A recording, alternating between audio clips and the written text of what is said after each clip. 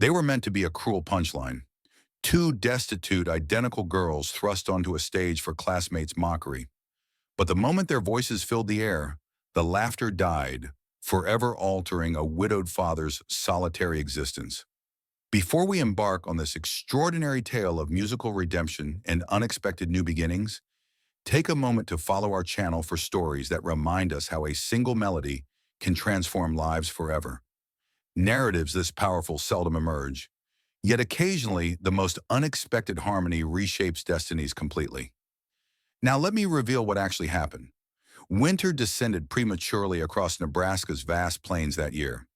By mid-November, biting winds had already blanketed the fractured rural roads with snow, leaving the trees standing naked like forgotten sentinels longing for spring's embrace.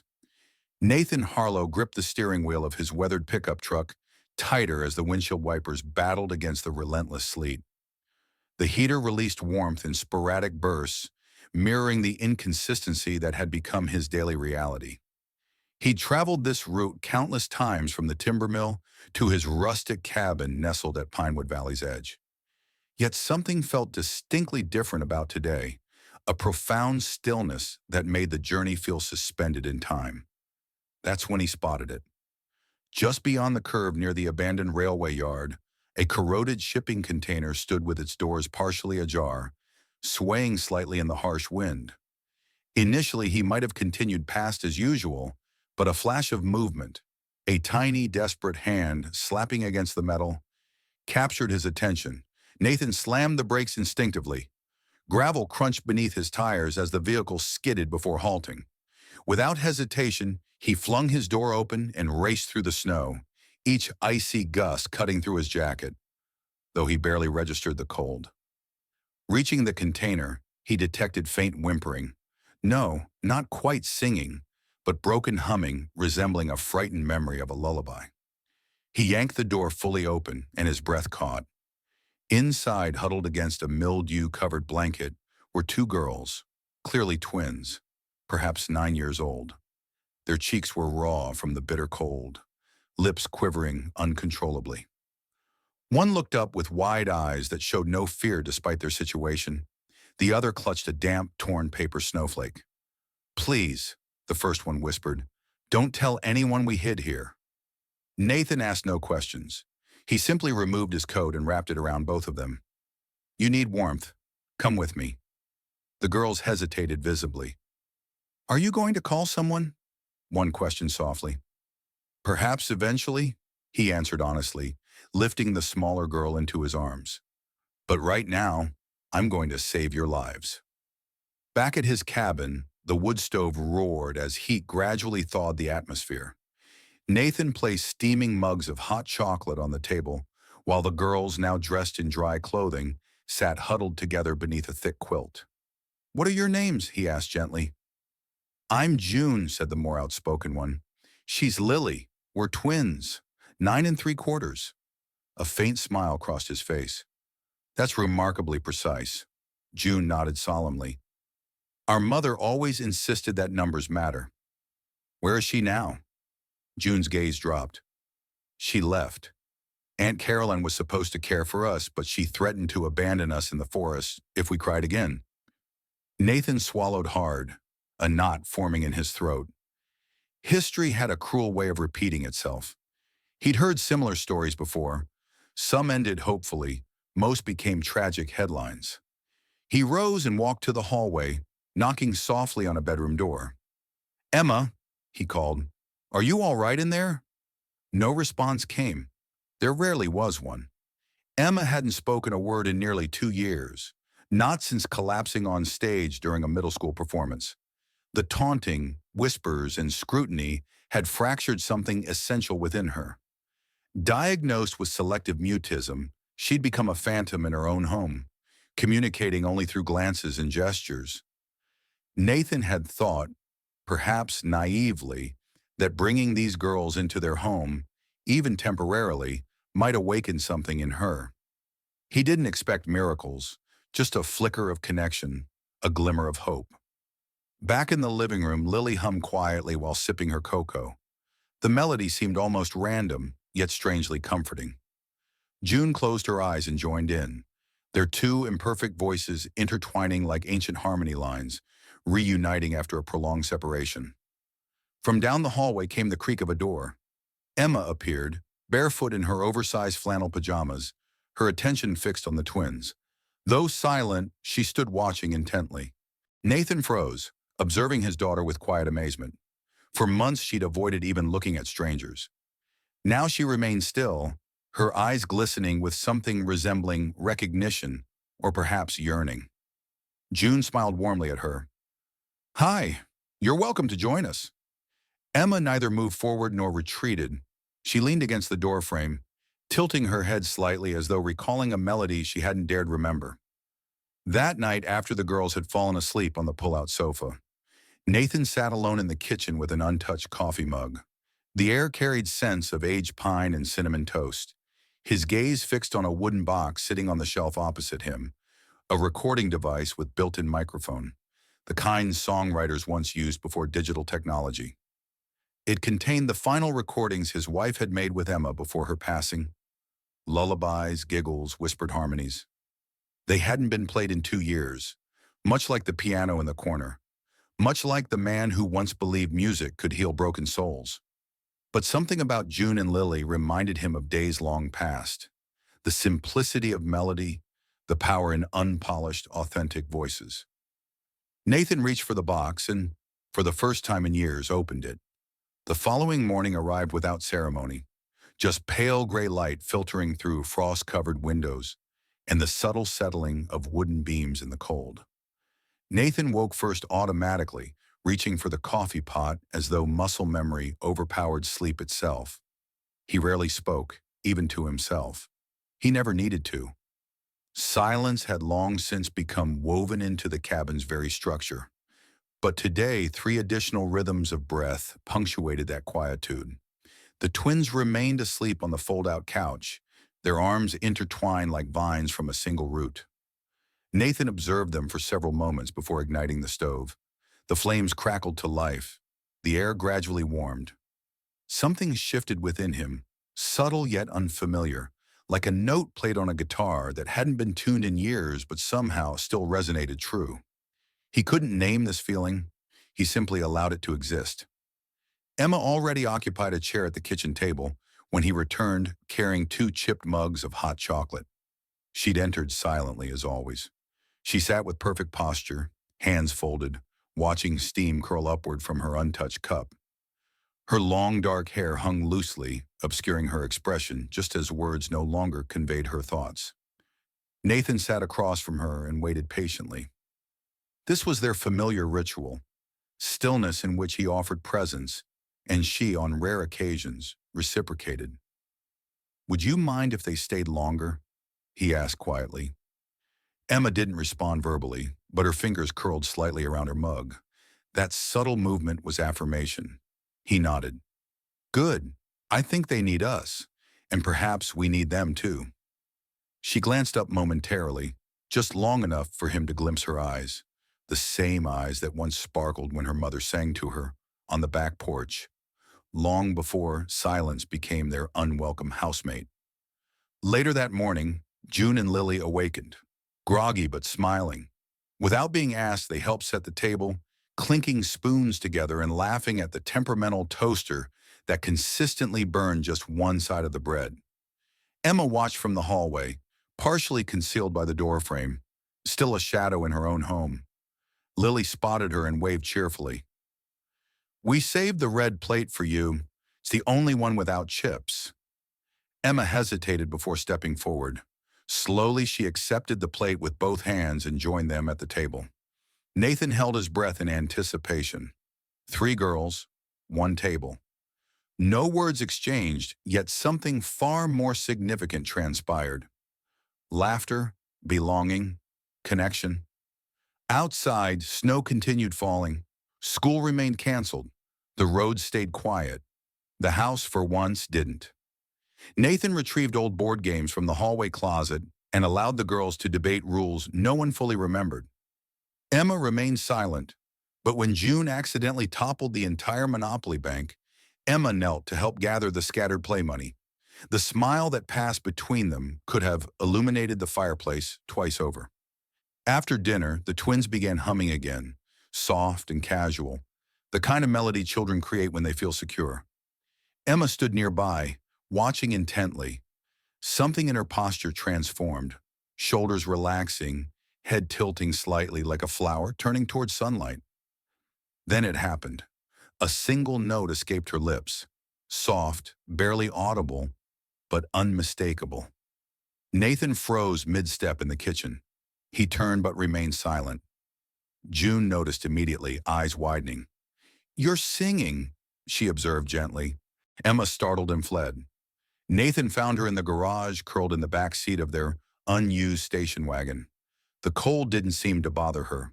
Her breath formed tiny clouds in the frigid air. Her arms encircled her knees protectively. He didn't immediately open the car door, just stood outside, hand resting on the frosted handle. "I heard you," he finally said, "and it was beautiful." Silence stretched between them. "You don't need to fear your own voice, Emma. Not here." After a pause, she whispered, barely audible, "I wasn't afraid. I forgot that I could." They remained together in the cold for a long while. No lectures, no pressure, just shared silence. The kind that communicates truth without requiring translation. Nathan reflected on how he once believed music would save her, some magical melody that would restore everything. Now he understood differently. It wasn't music that saved people. It was being truly heard. That night, after the twins had gone to bed, Nathan retrieved an old guitar case from the attic. Dust billowed as he opened it, revealing the worn, honey-colored body of the instrument. He hadn't touched it in over a decade. Emma stood in the doorway, wide-eyed. She said nothing but took 2 steps forward. "Remember this?" he asked softly. She nodded. He sat down and tuned the strings slowly, reverently. The wood creaked beneath his fingers, but when he strummed, the sound emerged warm, full, and vibrant. "I thought we might try something again," he suggested. Emma moved closer. "Not for performance," he clarified. "Not for anyone else. Just for us." She looked downward. Then, as though trusting the strings more than her voice, she whispered, "Okay." As the fire diminished to embers, Nathan played the opening chords of an old lullaby, one Emma's mother would hum during long nights. Emma listened intently, then quiet as falling snow, she began humming a harmony. June and Lily, hearing from the hallway, crept back in. 4 voices, 1 guitar. No one had planned this moment. No one had rehearsed. Yet in that instant, the silence wasn't broken. It was transformed. There was something sacred about the quietude that followed their music. Not the awkward absence of spoken words, but a golden warmth, as though the house itself had paused, grateful and amazed at the return of sounds it thought forever lost. Nathan remained motionless, fingers still gently resting on the guitar strings. Across from him, Emma kept her head lowered, but her humming continued soft and steady, each note seemingly stitching her back to the world around her. June and Lily sat cross-legged on the floor, swaying slightly, eyes closed, absorbing every vibration. For the first time in years, Nathan didn't feel like a man standing amid life's ruins. He felt like someone building something new. The days that followed passed unhurriedly and sweetly, like snow melting beneath weak winter sunlight. With roads still too hazardous for school buses, the girls remained at the cabin. Mornings brought oatmeal and card games. Afternoons filled with snowmen and sledding down the slope behind the woodshed. But evenings, that's when the magic returned.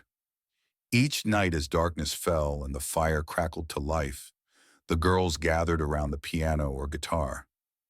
They never called it practice. They never labeled it anything. They simply sang. Sometimes ancient hymns, sometimes improvised melodies with nonsensical lyrics and harmonies only they comprehended. And Emma, bless her heart, Emma sang.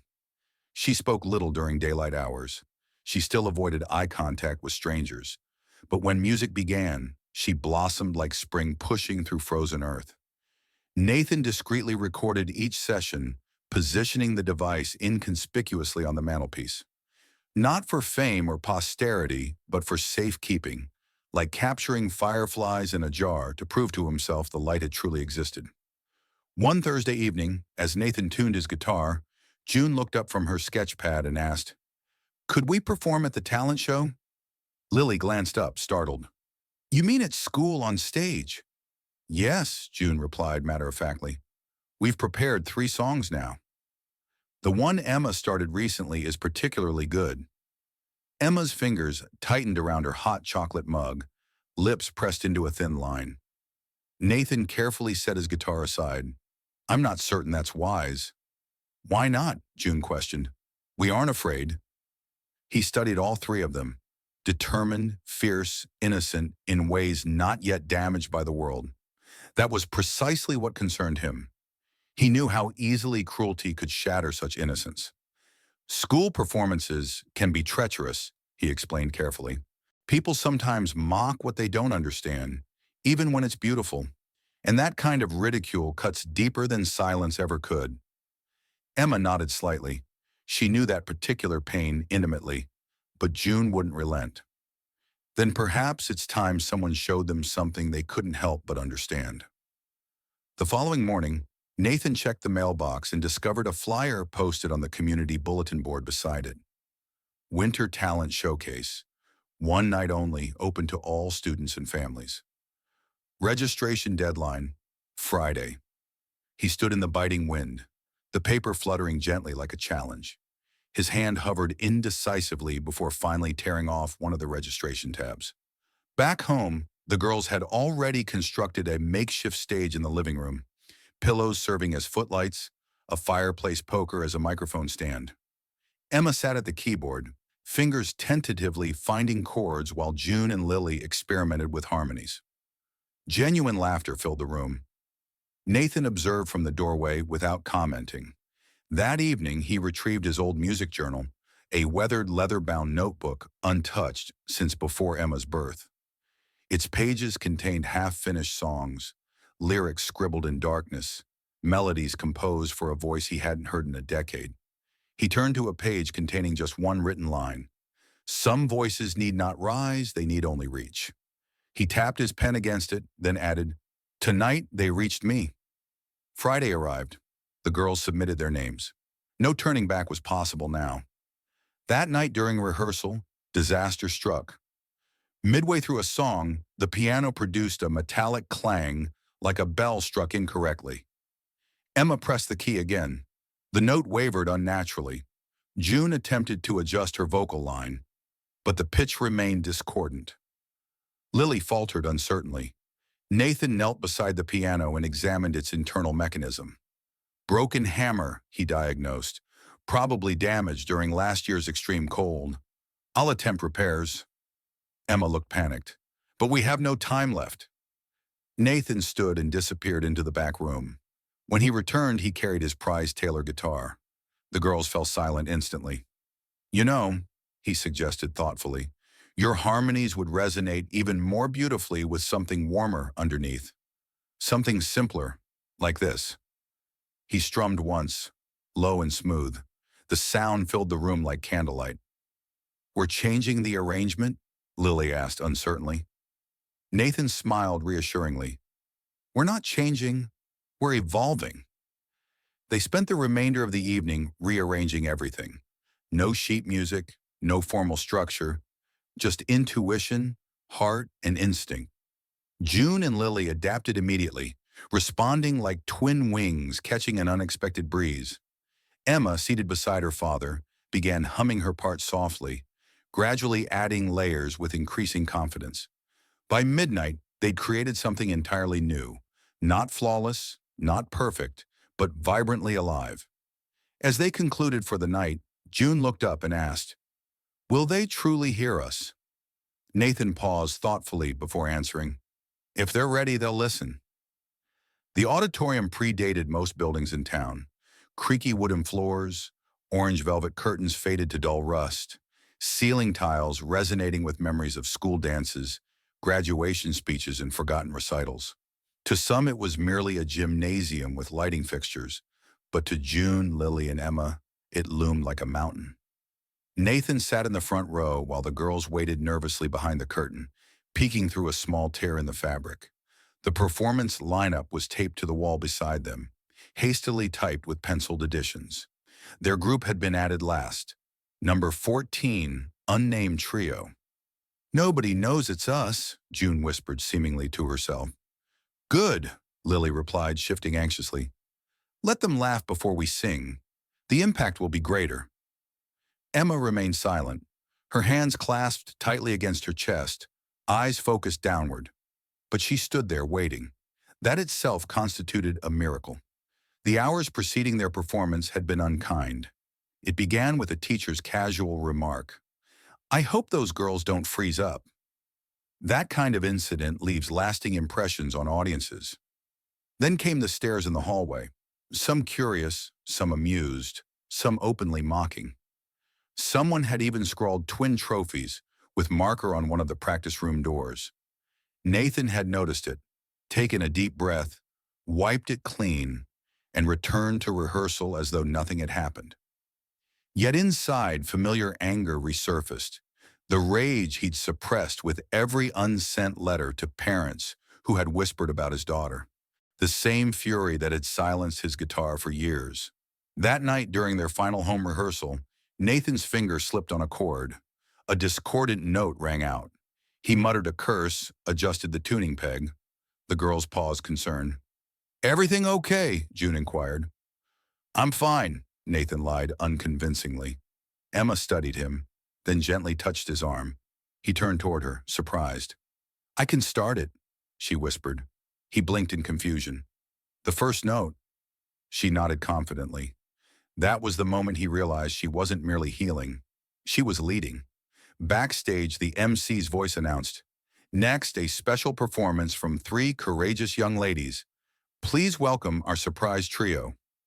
Polite applause followed. Slight movement. Time seemed to slow dramatically. Nathan stepped onto the stage first, guitar slung across his chest, wearing his everyday flannel shirt and jeans, not purchased specially for the occasion. He needed authenticity, not polish. Then came June and Lily, holding hands, heads held high. Finally, Emma emerged, small, quiet, but upright like a sapling refusing to bend with the wind. Gasps rippled through the audience. Some recognized them. Others merely stared curiously. The girls moved to center stage. Nathan sat to one side and strummed a gentle opening chord. Then Emma closed her eyes and began to sing. Her voice wasn't loud or technically flawless, but it carried profound truth. It trembled initially like a violin finding its first breath, then grew steadier, warmer. June joined on the next line, their voices brushing against each other like feathers in flight. Lily entered last, sliding beneath them with a harmony so delicate it resembled memory itself. Nathan watched their voices weave together, never competing, only elevating each other. When he reached the bridge, he allowed the melody room to breathe. The guitar's tone resembled wind through pine trees, raw, comforting, resolute. The audience, restless moments earlier, now sat completely still. Some leaned forward intently, some pressed hands to lips, some wept silently. The final chorus swelled not with volume but with grace. Emma's voice soared upward. June maintained the center. Lily whispered the foundation. 3 voices, 1 sound. Not polished, but perfect in its authenticity. The last note faded like the hush following snowfall. Then silence. For one extended moment, that was all that existed in the room. A woman in the second row, a grandmother to someone on the soccer team, was first to stand. Then a boy at the back, then a teacher, until the entire auditorium rose in unison. The applause wasn't raucous. It was reverent. June squeezed Lily's hand so tightly her knuckles whitened. Emma gazed outward, blinking rapidly. Nathan smiled at them. Genuinely, deeply smiled. Then bowed his head over the strings. Later in the hallway, as students surrounded them with congratulations and wide-eyed admiration, a boy who had once laughed when Emma flinched at the school bell approached her. He said nothing initially, then awkwardly extended a single wrapped peppermint. "For you," he murmured. I'm sorry." Emma looked at him, accepted the candy, and nodded acknowledgement. Outside, the wind had intensified, but it no longer felt biting. It felt brisk, cleansing, like drawing breath after being underwater too long. Nathan helped the girls into his truck. None spoke much during the drive. The radio remained off. The headlights carved paths through the darkness and snow. But within his chest, Nathan felt music. Not a song, but a beginning. Back at the cabin, June and Lily fell asleep quickly, curled like commas beneath their blankets. Nathan stood at Emma's doorway, silently watching. She sat cross-legged on her bed, earbuds in, quietly replaying the recording of their performance on Nathan's phone. She looked up, removed one earbud. "Can we record more tomorrow?" He blinked in surprise. "Record what?" Emma tilted her head thoughtfully. "Our album," she said, then smiled. 3 days after their performance, a photograph of June, Lily, and Emma on stage appeared in the local newspaper beneath the headline, "Three Voices, One Moment, Talent Show Brings Unexpected Tears." It was a modest article tucked between church bake sale announcements and notices about pothole repairs on Main Street, yet it meant everything. Nathan clipped it carefully and pinned it above the kitchen sink. Not from pride, but as evidence. Proof that something genuine had occurred. And for once, the world had not looked away indifferently. The following week brought unexpected attention. Morgan Warren, the school's music teacher, someone Nathan had known in another lifetime, visited the cabin ostensibly to deliver a thank you card. Her cheeks were flushed from the cold, but her eyes radiated warmth. "I wanted to ask," she said, handing Nathan a folded flyer, "would the girls consider submitting a performance for the district showcase in Lincoln next month? It's juried, professional stage, substantial audience, scouts from community arts centers." Nathan hesitated. He glanced toward the living room where June and Lily sprawled on the rug doing homework, while Emma quietly doodled in the margins of a music notebook. "Have you mentioned this to them?" Morgan smiled. "Not yet. I thought I should speak with you first." He nodded. "I'll discuss it with them." Yet internally, anxiety stirred. Their previous performance had indeed been miraculous, but also delicate. This opportunity seemed larger, riskier, more public. He'd witnessed what public scrutiny did to young talent. It either elevated them or hollowed them out. Nathan had already lost too much to risk someone else becoming emptied. That evening after dinner, Nathan gathered the girls around the kitchen table and unfolded the flyer. Emma traced her finger over the bold title, "Voices of Tomorrow State Youth Arts Showcase." June leaned forward inquisitively. "So we'd be competing?" "Not precisely," Nathan clarified.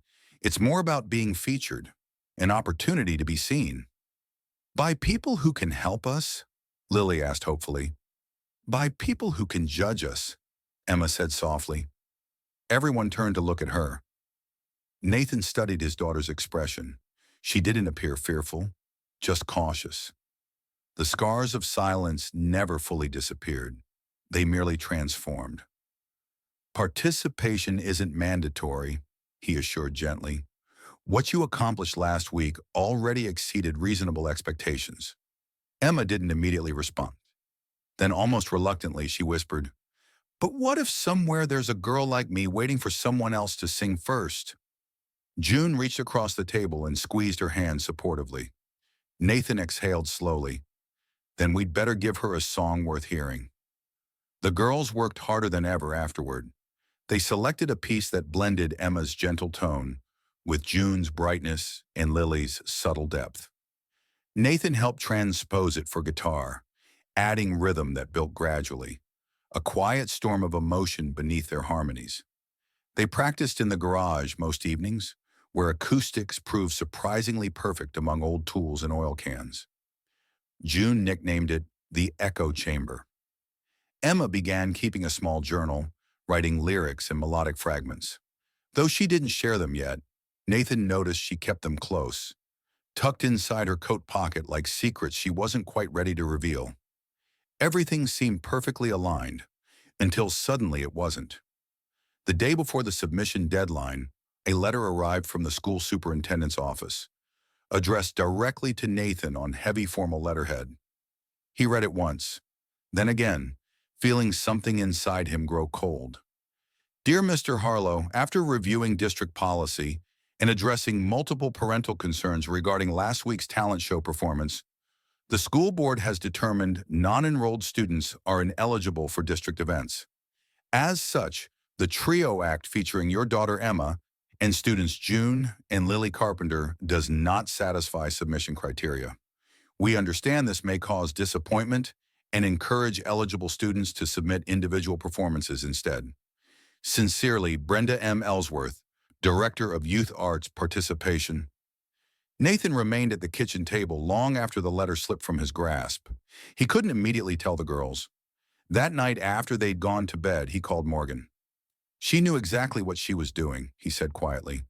Whoever this Brenda is, she deliberately crafted this policy, and someone prompted her to enforce it. A lengthy pause stretched across the line. I'm truly sorry, Nathan. I never anticipated this reaction. I did, he replied bitterly. That's the problem. I've seen how quickly people change their stance when something authentic begins to shine. You won't let this defeat them, will you? He glanced at the recorder on the mantelpiece. No, he answered determinedly. But I need to approach this resistance strategically. The next day, he gathered the girls and read them the letter. Emma didn't cry. June wept silently. Lily crossed her arms, jaw tightening defiantly. What now? Do we simply disappear again? No, Nathan stated firmly. We record our performance anyway. We submit it. If they discard it, that's their decision. But they will hear your voices. He turned toward Emma. And if you want to write something new, something expressing what you need them to hear, now is the moment. Emma looked up, eyes clear and resolute. Then she stood, went to her room, and returned with her notebook. She placed it on the table. The title on the front page read, A Song for the Silent. The melody began slowly, tentatively, like someone walking barefoot across ice. Then, note by note, it gathered strength. Nathan sat beside Emma on the living room floor, guitar in his lap, watching as she traced each word in her notebook with a finger before transforming it into sound. June and Lily curled up on the sofa, listening with the profound reverence that only children can summon when witnessing something truly significant. A song for those who don't speak loudly, but carry thunder in their hearts. Emma's voice trembled slightly on thunder, but she continued undeterred. Nathan strummed alongside her in a gentle minor key. He understood better than to interrupt the emergence of a song still being born. Emma's notebook now contained dozens of verses, fragments, scribbled dreams. But this particular song felt different. This wasn't merely music, it was testimony. And if the district refused to hear them, they would make themselves impossible to ignore. By midweek, the cabin had transformed entirely. The kitchen became a vocal warm-up zone. The hallway converted into a choreographed practice path. Even the garage, once a cold echo chamber, now featured blankets tacked to walls for acoustic enhancement. Nathan set up his vintage condenser microphone, purchased long ago for performances that never materialized, and connected it to a laptop he'd retrieved from storage. The girls took turns rehearsing harmonies while Emma sat cross-legged on the floor, refining every word. They were constructing a cathedral of sound within a house built of pine and grief. Everything progressed perfectly until the piano malfunctioned. It happened the night before their final recording. Emma was practicing the introduction to A Song for the Silent, her fingers now confident on the keys, her voice blending perfectly with Nathan's guitar. Then came a sharp clack. The middle C hammer stuck. She pressed it again. The note emerged dead. Nathan rushed over and examined the interior. Broken flange, he muttered. Emma's hands began trembling. I can't perform without it. Nathan crouched beside her. You don't need to. We'll adapt the arrangement to guitar only. You've done this before. No, she insisted barely above a whisper. Not for this particular song. Nathan looked into her eyes and recognized the tight spiral of fear intertwined with pride. The piano wasn't merely an instrument for her. It provided armor. It offered sanctuary while she found courage to sing. He nodded slowly. I'll repair it. He worked through the entire night. By lantern light, using tweezers, adhesive, and desperate hope, Nathan disassembled the damaged mechanism and reattached the broken flange. The process consumed hours. His fingers ached. His vision blurred, yet he persisted. Not because he believed he could save the instrument, but because he knew he had to try. At dawn, he pressed middle C. It resonated, not perfectly, but authentically. By the time the girls awakened, sunlight had spilled gold across the snow-covered landscape. Emma sat at the piano, touched the key, held her breath. It responded as though remembering her touch. She looked at her father. No smile, no words, just a slight nod conveying something deeper, an understanding that transcended language. Nathan stepped back, allowing the three girls to find their positions. Emma began the introduction. June and Lily exchanged a single glance before singing, "To the girl in the back who won't raise her hand, to the boy in the hall with silence like sand." Their harmonies had never been tighter, layered, precise. Then Emma entered with the chorus, "We were made for music, even if we never make a sound. We were made for more than fading. We were made to be found." The guitar accompanied them, warm and supportive, allowing their voices to glide over chords like light across water. When the final note concluded, no one spoke. Nathan stopped the recording, heart pounding.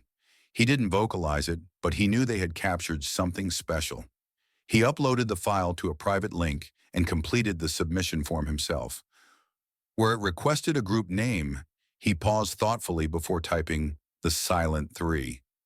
Where it asked for a message to the jury panel, he wrote, "We understand we don't satisfy your requirements, but we hope we touch your hearts. If there's space for three girls who learn to sing from life's fractures, perhaps this song speaks to you as well."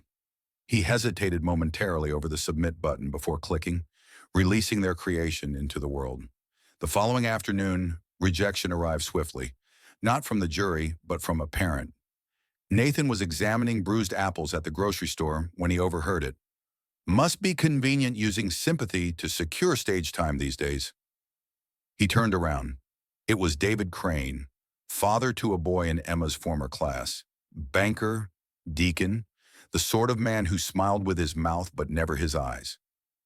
"Excuse me," Nathan responded, calm but firm. David shrugged dismissively. "Just observing." Many believe it's manipulative parading those unfortunate twins in your situation. Some people work diligently to earn recognition. Nathan clenched his jaw tightly. They worked exceptionally hard and earned every moment. David leaned closer. Don't expect universal applause simply because you presented a sad narrative with a melody. Nathan offered no response. None was necessary because certain songs weren't meant for men like that. They were created for girls still discovering their voices and for fathers who refused to let them be silenced. Snow had begun melting into slushy patches on sidewalks, though the air remained sharp enough to sting your throat. March in Nebraska never fully committed. Neither winter nor spring, merely a prolonged gray pause between seasons. At the cabin, warmth persisted, partly from the fire Nathan maintained, and partly from the strange momentum that had seized the household. Even after rejection, their song lingered in the atmosphere, like smoke clinging to fabric. Emma played it daily now, not rehearsing, simply living within it. The twins hummed while brushing teeth, feeding birds, stirring soup. Even Nathan caught himself whistling the chorus under his breath while chopping firewood. The district might have dismissed them, but something profound had taken root. Morgan visited again on Friday, carrying a small package wrapped in brown paper. Her cheeks glowed pink from the wind, and her smile, hesitant yet kind, made Nathan feel momentarily like an awkward teenager again. "I discovered something I believe belongs to you," she said, placing the package on the kitchen counter. Nathan raised an eyebrow questioningly, but remained silent. Morgan unwrapped it carefully. Inside lay a vintage capo, worn smooth at the edges, and a handwritten chord chart in his wife's distinctive penmanship. Though ink had smudged in places, the title remained legible. For Emma, Someday. He stared at it, momentarily speechless. The unfinished lullaby written during